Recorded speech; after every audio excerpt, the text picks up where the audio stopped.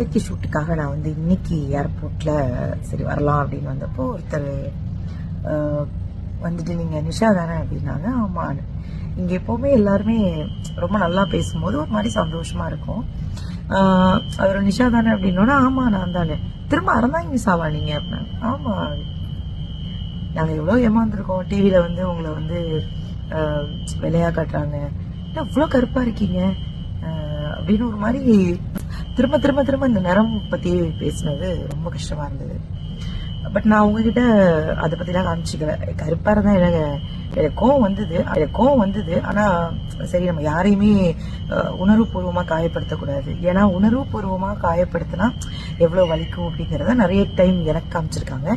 So அதனால வந்து நான் உணர்வுபூர்வமாக அவங்கள ஹர்ட் பண்ணக்கூடாது அப்படின்னு நான் வந்து ரொம்ப அப்படியே அதை கடந்து வந்துட்டேன். பட் நான் வந்து ஒரு விஷயம் தான் உங்ககிட்ட சொல்லணும். ஏன் இன்னமும் இந்த நிறம் வச்சு